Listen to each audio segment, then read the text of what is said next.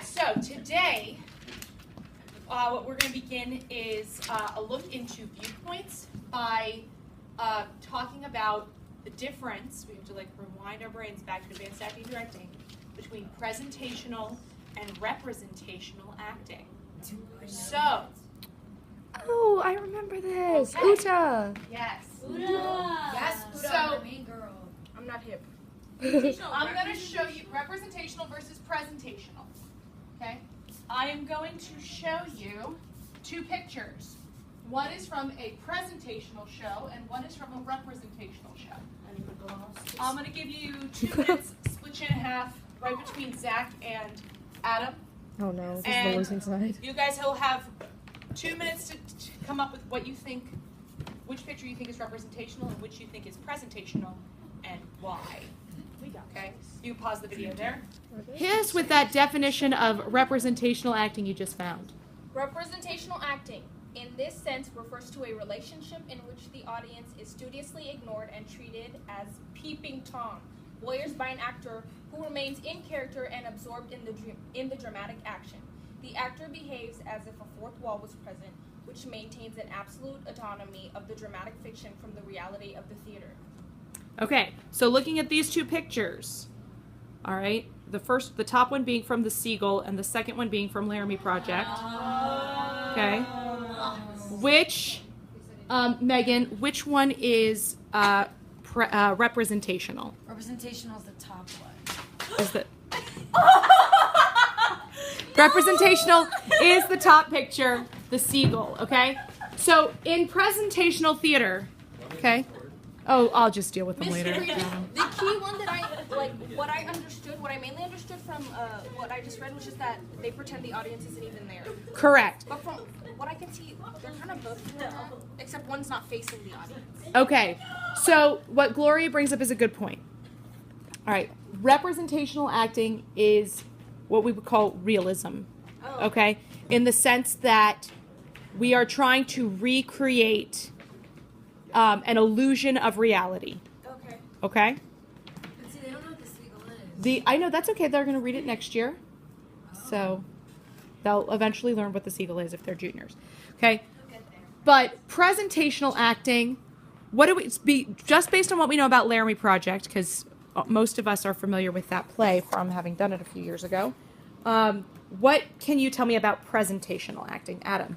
A smaller cast and multiple different roles. Okay, smaller cast, who plays multiple roles. What else? Megan. It's like they're in their, for the Laramie Project, they're all in their own, worlds, and they're carrying something that, describes, their characters. The women don't have umbrellas, and, the background's, sky. I guess you could do that with realism, too. It's not, okay, let's go Molly. They'll break the fourth wall. They break the fourth wall. Anything else? Okay. Adam, you have a thought? Less interaction between characters. Sometimes there could be less interaction between characters. Is the plot what is important? Is the theme what is important? Yes. Okay. So it's the effect is different depending on if it's representational or presentational. So now that we remember that. Okay, so method acting is definitely one way to create a character. What else, Adam? Just simply beating a script or monologue. Okay, using beats. All right, beating is definitely part of Uda.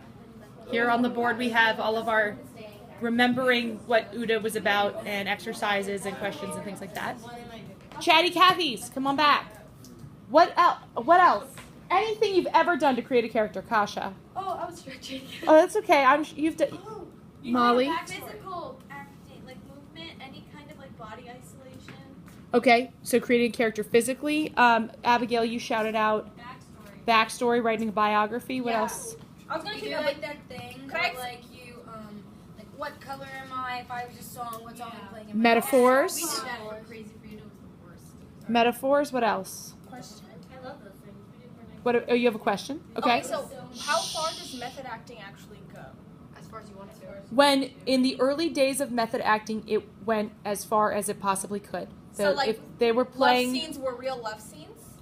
Not necessarily that. It It's was. not for scenes. It's for characters. So Daniel Day-Lewis is one It's of the most not. It's well-known not. people, and It's he not did- like I'll in put- the I'll- actual movie.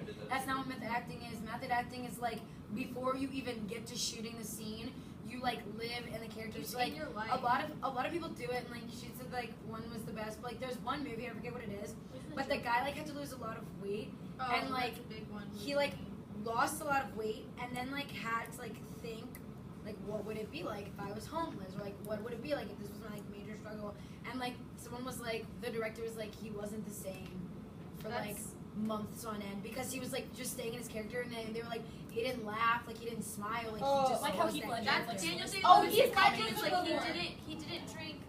Was it alcohol or something like that? There were a lot of things that he didn't do and like didn't immerse himself with technology. He said that when he was doing Lincoln. The other big one, like Ray said, was Heath Ledger, who basically died because of it. He Yeah. did when he was playing the Joker. He got into such a mental Okay, state that he I couldn't know. sleep, He and was then crazy. he overdosed on sleeping pills and died. Yeah, like when he played the Joker, he just went crazy because the Joker's crazy. I heard that. He got weight. okay, Adam. If it's a like taking examples from other performances, even if it isn't that character. Like we did the same thing for Philadelphia. When you're like, all right, you got to watch these YouTube videos, or we took an example from people who already did the show, or an example. So of observing, making Yeah. observations, and creating character off of your observations. All right, these are all good. Anybody else think of anything? Yes. Okay. Well, this unit, I'm going to pass it back to Kasha.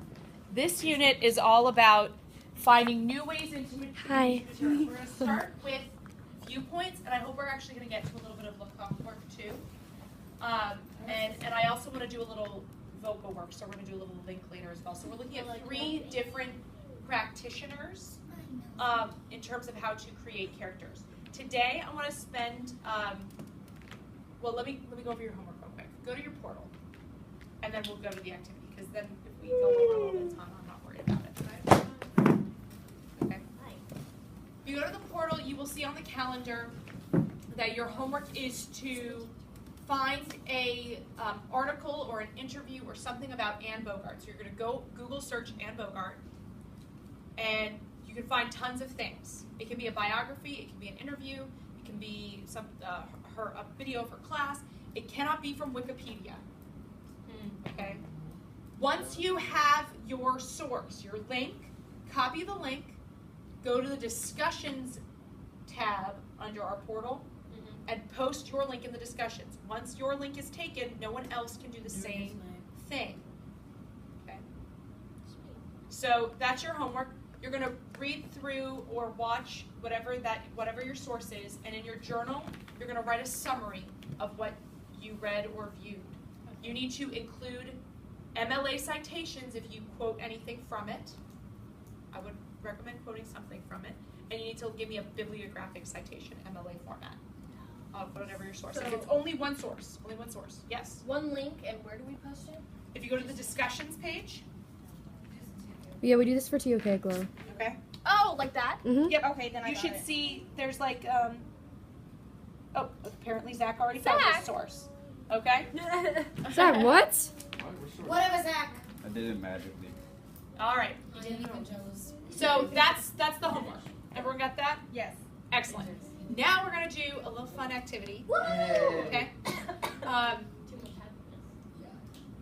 We're gonna go back into realism, and I'm gonna give you all scenes, all from the same play. Realism is Is- fourth wall. Is fourth wall representational acting. Okay. You've got today to go ahead and stage the scene however you would like. They're all from Streetcar because Ooh, because most of us are familiar with it. I remember One seeing a So, lovely one Dutch but Carter but and- 2 juniors. The only thing we haven't touched on yet assessment wise is your director's notebook.